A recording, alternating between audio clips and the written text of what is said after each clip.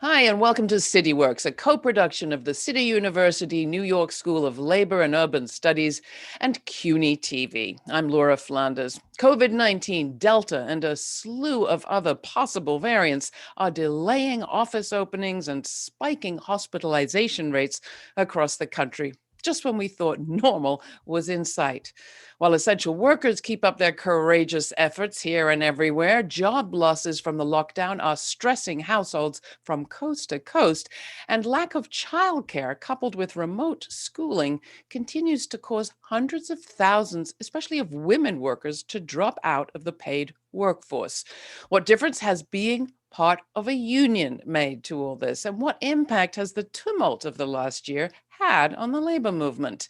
To consider all that and more on our program today, I'm joined by Ruth Milkman and Stephanie Luce, co-authors of the annual State of the Unions report, which is just out. Milkman is Distinguished Professor of Sociology and History at the Cuny Graduate Center and the Cuny School of Labor and Urban Studies. Stephanie Luce is a professor of labor studies at the School of Labor and Urban Studies and a member of the graduate faculty in sociology at the Cuny Grad Center. Welcome to you both. Congratulations on another State of the Unions report. Let's get started with the big picture. Ruth. Well, I think the biggest surprise was that for women, being a union member meant less job losses than was the case for women generally. We didn't expect to see that because there's been so much discussion of the she-cession. Unlike 2008, this time the economic downturn did disproportionately impact women as opposed to men. So that's, I think, the biggest single surprise that we had in looking at the patterns of job loss.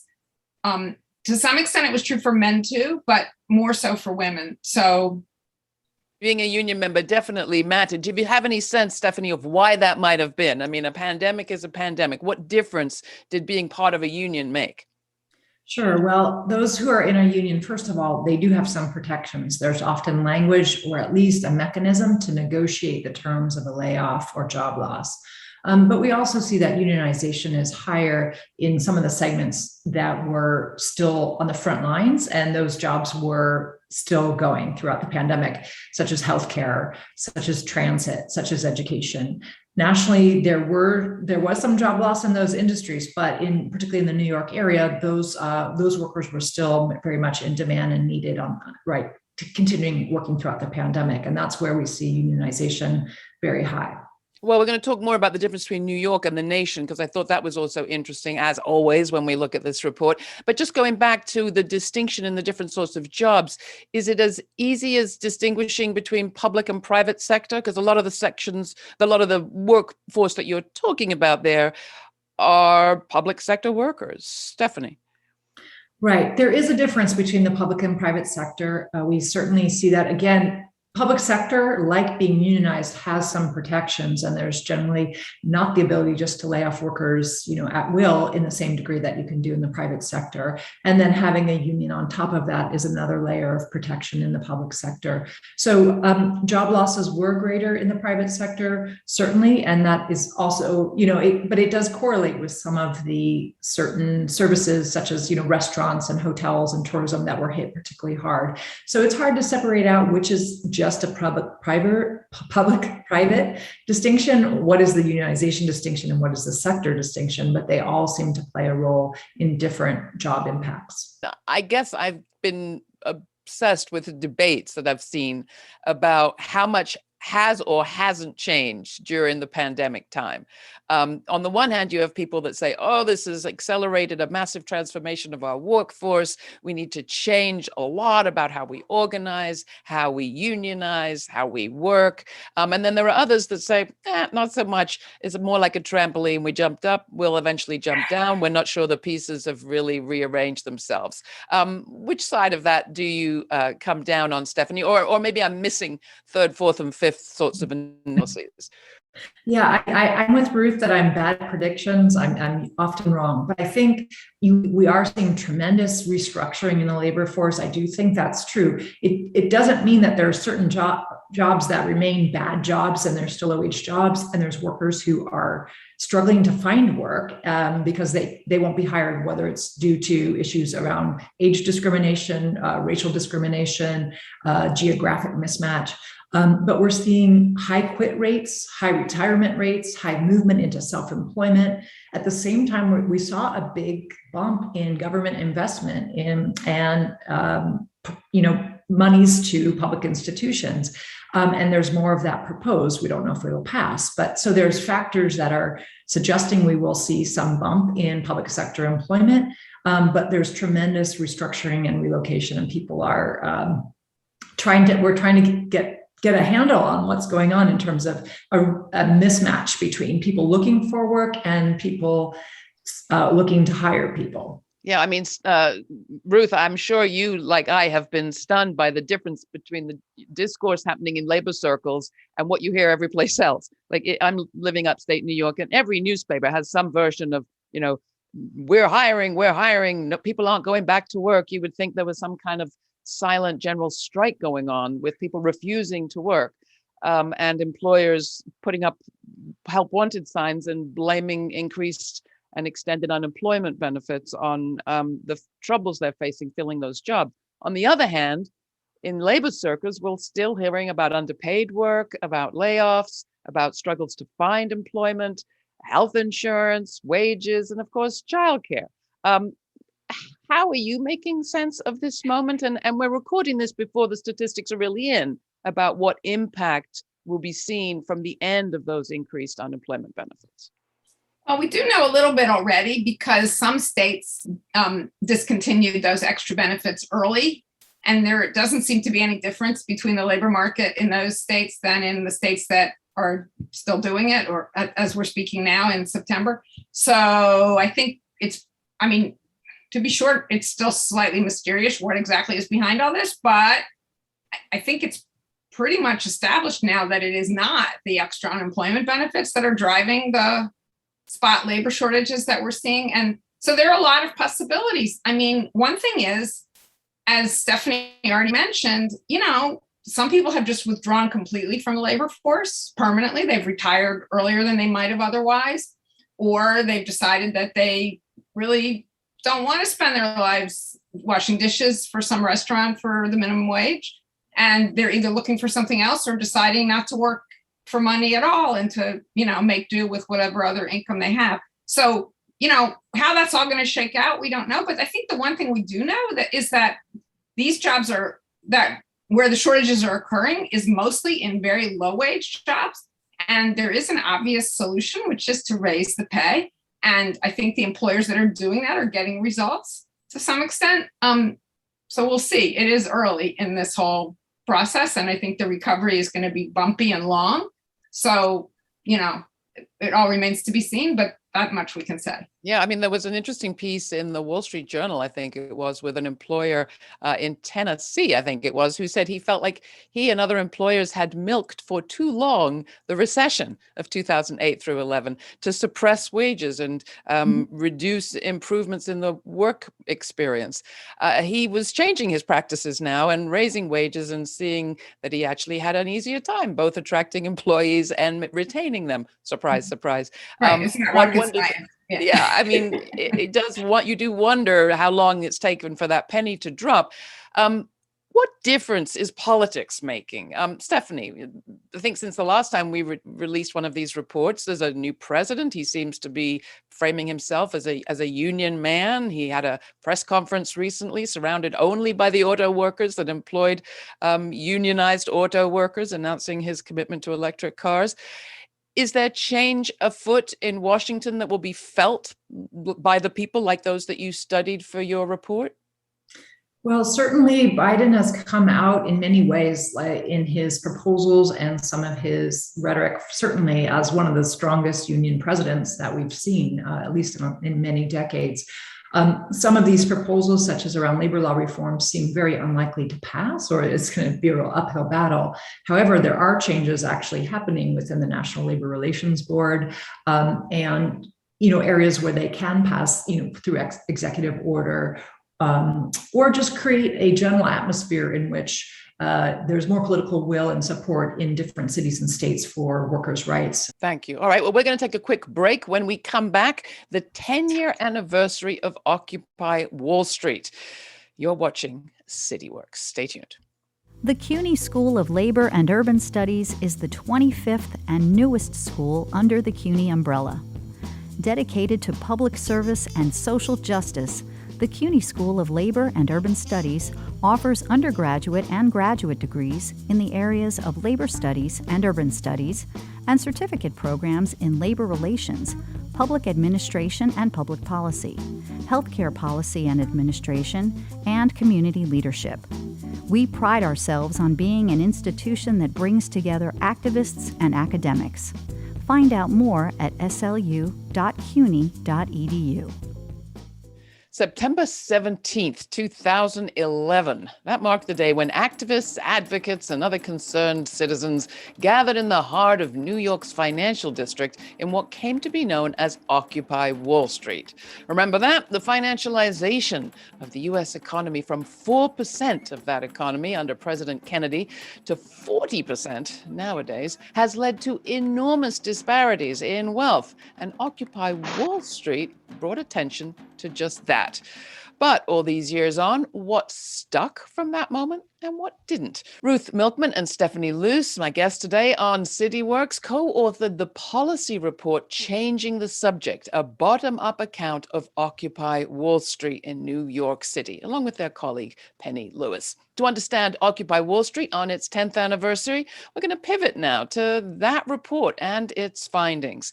So let's just start by talking about what went into this report, you two. I mean, you love talking to people and crunching numbers. For this study, you got to talk to an awful lot of activists. I want to say, how fun was that, Stephanie? It was tremendously fun. So the first study we did was starting right after the original occupation in Zuccotti Park.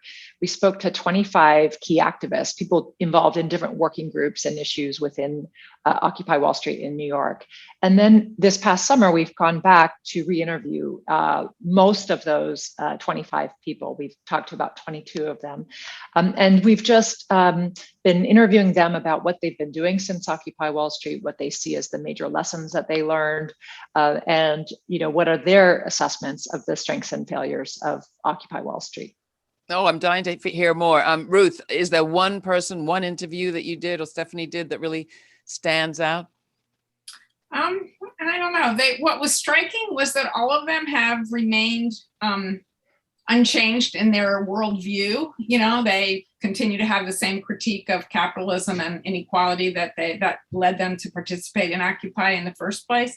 And most of them are also still quite active politically in one arena or another, which I guess we expected, but the interviews really confirmed that in pretty much all the cases. Well, like who'd you talk to? Well, one example would be a woman called Kathy O'Neill, who's maybe best known for a book she published called Weapons of Math. That's MATH, Destruction, which is about algorithms. She's a really interesting case of someone who had not been particularly politically active prior to Occupy.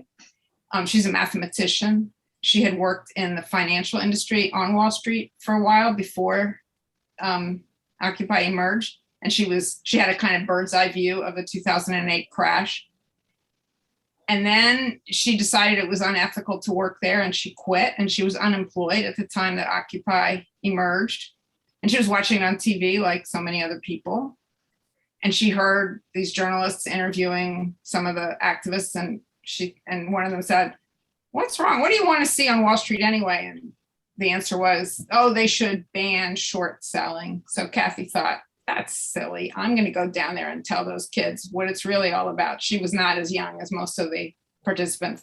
And she did. And next thing you know, she had started her own working group on finance, which was made up of other people who had previously worked on the street.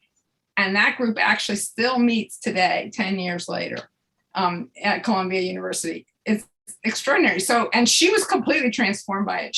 Not all the people we interviewed were new to activism, but she is one who was. And so that was really fascinating. And what about you, Stephanie? Is there one that stands out to you? Because that's a great story.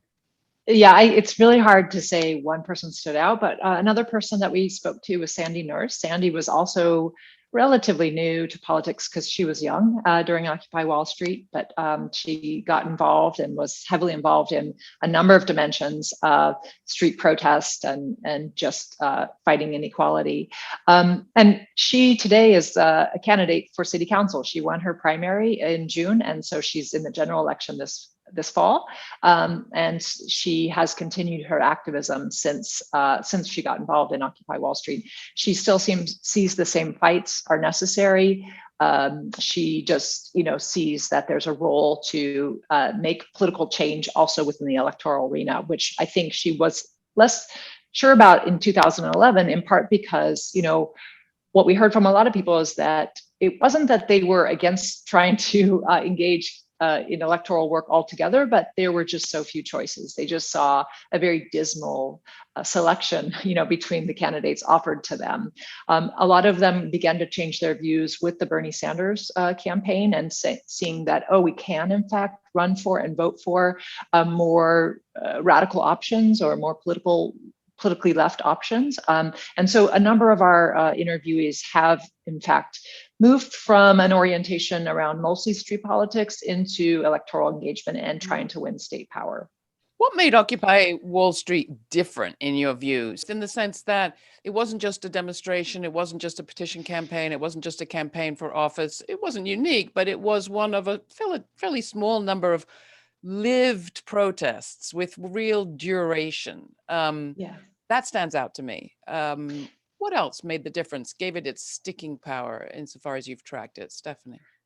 Well, I think one thing that's unique is it is hard to say what it was actually. It was an occupation of a physical space, but even at the time, it was much beyond that physical space. There were marches and protests and meetings in other parts of the city. A lot of people who were considering themselves part of Occupy Wall Street weren't even necessarily at Zuccotti Park. They were doing. We should say there were Occupy Wall Street type protests and occupations all across the country. Right, exactly. And other countries as well. Yeah. So I think it was, an occupation of a physical space. It was a movement and it was a vision of a different world. And I think the fact that they did not make demands, that there wasn't a specific platform, actually created a space for so many people to make it their own, whether they were coming in for environmental reasons or around inequality or labor issues, racial justice, like that felt like a space for everyone. And it was, in a sense, some people were thinking this is what a truly vibrant political space could look like, where it could be more intersectional and more inclusive. So a real felt experience. Ruth, anything you'd add to that? Some of the people we interviewed spoke about how this was the first effort that they had been involved in. Unlike Sandy Nurse and Kathy O'Neill, many of them were experienced activists. This was not their first time around the block.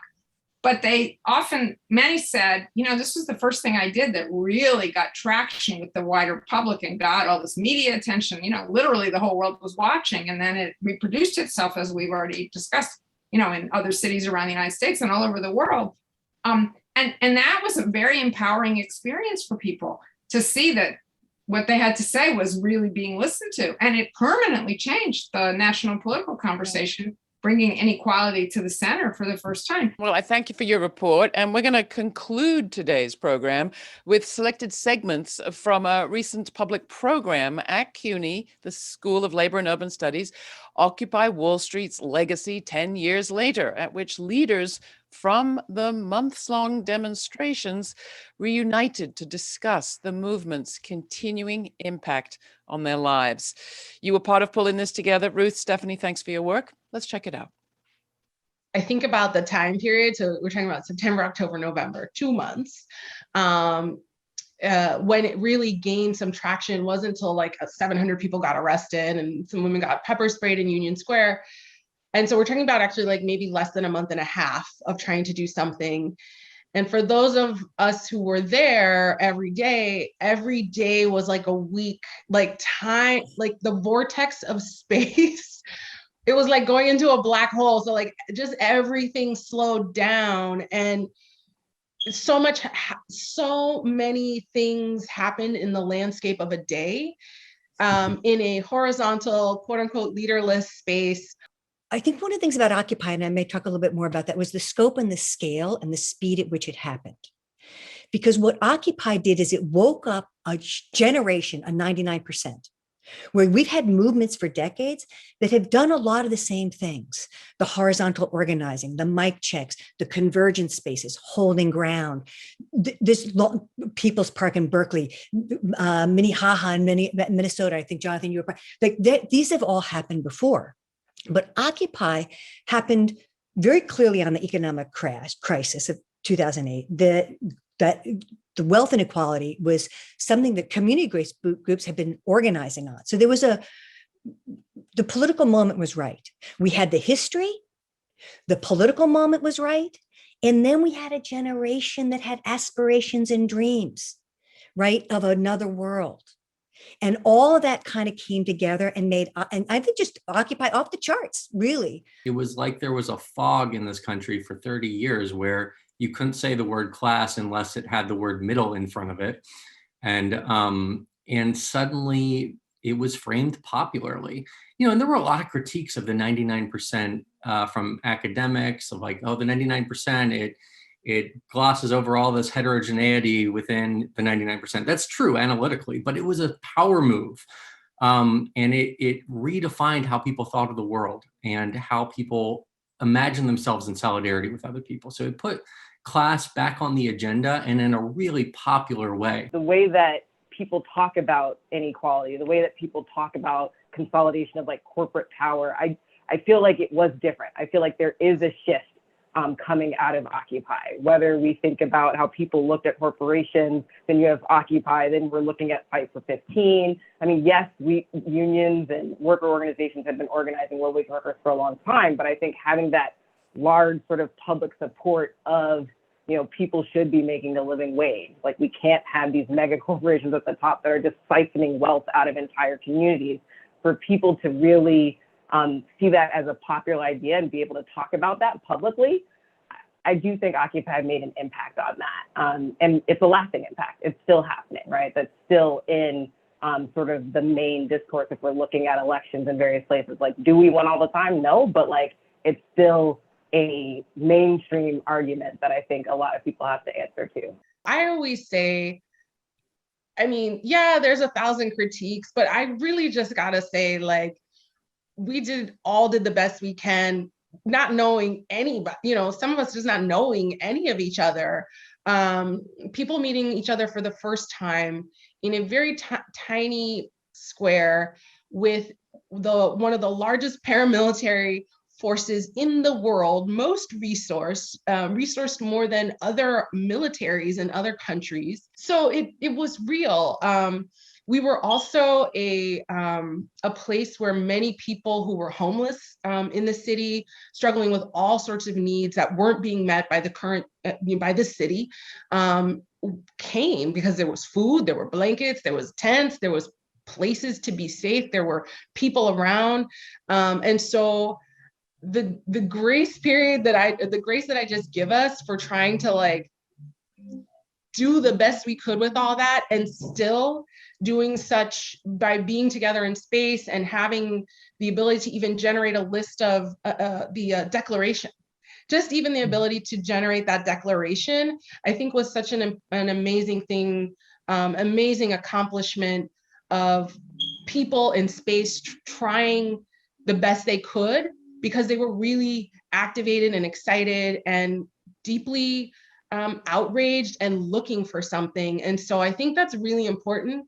People who look for electoral stuff as their primary strategy understand that it's the uprising that is the game changer.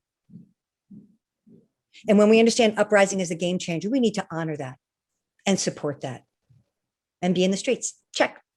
Everything I see, coming out of folks who are involved with Occupy, there's a feeling of pride and deep solidarity. And I've definitely been feeling so reminiscent the past week working on the article I was working on and preparing for this panel and just thinking about the 10 years. I think I want to say, like, we all agree Occupy was enormously successful in so many ways. I think that the degree to which Occupy was successful has still to be determined and will be determined largely by the struggles of the next 10 years.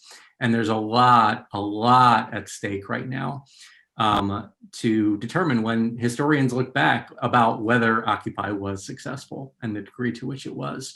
And I know it feels like an apocalypse out there, but I feel so deeply hopeful at the same time when I look at the rising generation. I'm not quite a millennial. When I look at millennials and Generation Z, people are pissed off, fired up, politicized. Most of them are socialists. They're mad as hell. And when they come to power, it is going to be with, like, they're not going to take no for an answer. So I feel hopeful about the upcoming generation's ability to figure this out and to navigate it. That's all.